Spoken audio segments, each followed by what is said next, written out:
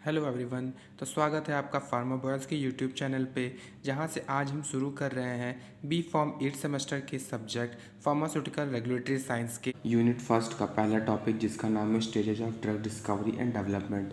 तो अगर बात करें इस सब्जेक्ट की, तो इस सब्जेक्ट में हमें रेगुलेटरी अफेयर और एजेंसीज़ के काम, उनके पैरामीटर किसी भी अप्रूवल के लिए, और इसके साथ रेगुलेटरी बॉडी किसी भी ड्रग के इशू को कैसे हैंडल करती है, सॉल्व करती है, उसे पढ़ेंगे। ये सब्जेक्ट टोटली थ्योरेटिकल पोर्शन है। तो समझते हैं अपने पहले टॉपिक में।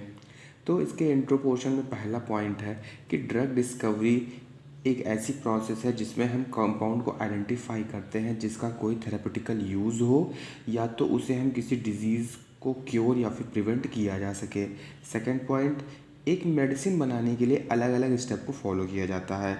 ड्रग कैंडिडेट को सेलेक्ट करना, आइडेंटिफाई करना, स्क्रीनिंग करना। स्क्रीनिंग का मतलब ये होता है कि बल्क ड्रग जो क्वांटिटी में हमने ली है उसमें से ऐसे ड्रग को सेलेक्ट करना जो कि डिजीज़ को प्रिवेंट करने में उनका रोल हो सकता है।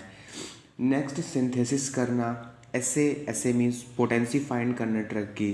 Third point is from initially एक कंपाउंड को ड्रग बनने में 10 से 15 साल का समय और 800 मिलियन से 1 बिलियन तक का इन्वेस्टमेंट लगता है। बात करें चौथे पॉइंट की, तो एक डिस्कवरी फेज़ में हम 5000 कंपाउंड को सेलेक्ट करते हैं, लेकिन केवल एक ही ड्रग हमारी जो होती है वो मार्केट अप्रूवल के लिए क्वालिफाई होती है। अगर शॉर्ट में इस प्रोसेस को देखें तो हमने इसको 4 स्टेजेस में डिवाइड किया है।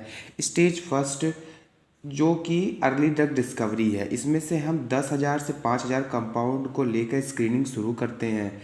Stage second, pre clinical phase, जिसमें हम ड्रग को एनिमल पे टेस्ट करते हैं जिससे कि हमें उसकी सेफ्टी, एफिकेसी, टॉक्सिक इफेक्ट का पता कर सके। इस स्टेज में हम आते आते 250 कंपाउंड सिर्फ बचते हैं। स्टेज थ्री, क्लिनिकल फेज, जब ड्रग प्री क्लिनिकल फेज से पास हो जाती है तो ड्रग को ह्यूमन पर टेस्ट किया जाता है। इस स्टेज पे केवल 5 ही कंपाउंड अप्रूव हो सकते हैं। And stage four, regulatory approval, इस स्टेज में रेगुलेटरी बॉडी में सिर्फ एक ही ड्रग को अप्रूवल मिलता है।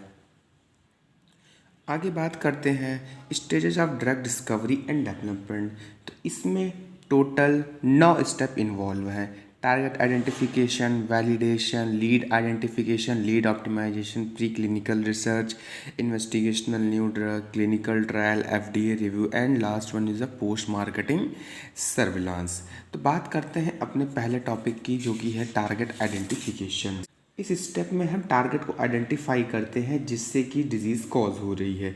वो चीज़ कोई एक प्रोटीन भी हो सकती है, एंजाइम भी हो सकती है, या पाथवे भी हो सकती है जिसके कारण हमारा कोई डिजीज़ कॉज हो रही है। Second is the target validation.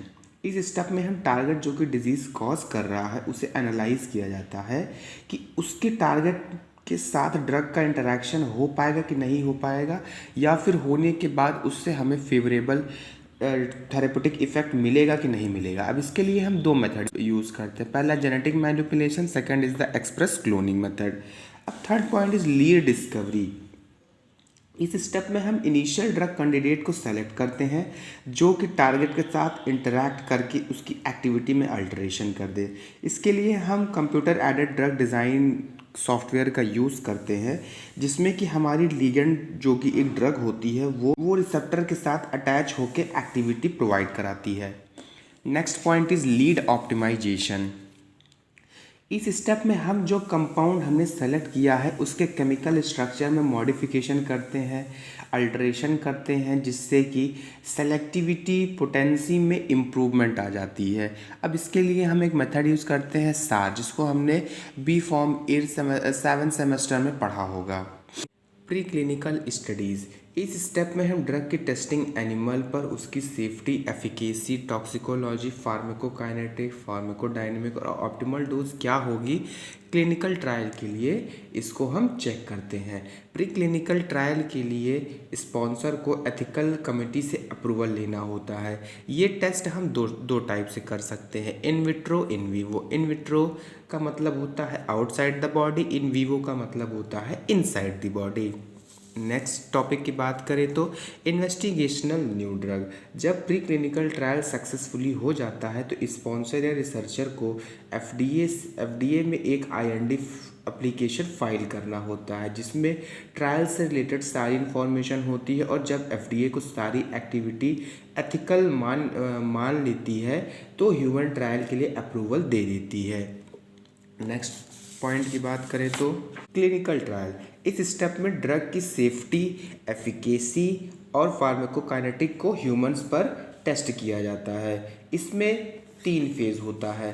कहीं पर आपको फेज़ 0 भी कंसिडर किया जाता है, जिसमें माइन्यूट क्वांटिटी में ड्रग को इंजेक्ट कराया जाता है। तो बात करें अपने फेज़ फर्स्ट की, जिसमें हम 20 से 80 हेल्दी वॉलंटियर को सेलेक्ट करते हैं, जिसमें हम ड्रग की सेफ्टी, एफिकेसी और फार्माकोकाइनेटिक प्रॉपर्टी को चेक करते हैं।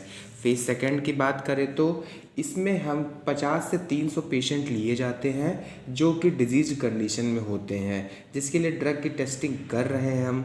इसमें हम ड्रग की एफिकेसी को चेक करते हैं। बात करें अगर फेज़ 3 की, तो इसमें हम मोर देन 3000 वॉलंटियर पर ड्रग की सेफ्टी, एफिकेसी के लिए हम टेस्ट करते हैं और लॉन्ग टर्म साइड इफ़ेक्ट को भी हम चेक करते हैं कि क्या क्या साइड इफ़ेक्ट होंगे जब मेडिसिन को लंबे समय तक यूज़ किया जाएगा। Next point is FDA review. FDA एक टीम को असाइन करती है जो कि इवेल्युएट करेगी कि स्पॉन्सर की रिसर्च ड्रग की सेफ्टी और एफिकेसी के लिए कैसी है। इवेल्युएट करेगी कि ड्रग को कैसे यूज़ करना है, उसका टाइम ऑफ एडमिनिस्ट्रेशन किस अमाउंट में लेना है, उसको वो चेक करते हैं। एंड लास्ट में फैसिलिटी, जहाँ पर ड्रग की मैन्युफैक्चरिंग करनी है उस फैसिलिटी को चेक करती है। और अंत में अगर ये तीनों क्राइटेरिया सही हुए तो एफडीए अप्रूवल दे देता है। लास्ट पॉइंट है पोस्ट मार्केटिंग सर्विलांस। इस स्टेप में फार्मास्यूटिकल कंपनियां अपने प्रोडक्ट के मार्केट में लॉन्च होने के बाद भी अपने प्रोडक्ट के साइड इफ़ेक्ट को चेक करती रहती हैं, और अगर ऐसा कोई उन्हें इन्फॉर्मेशन मिलती है जिससे कि उसकी सेफ्टी पर या फिर ह्यूमंस की सेफ्टी पर कोई इफ़ेक्ट आ रहा है तो कंपनियां अपने प्रोडक्ट के लिए अपडेट करती हैं थ्रू इट्स लेबलिंग।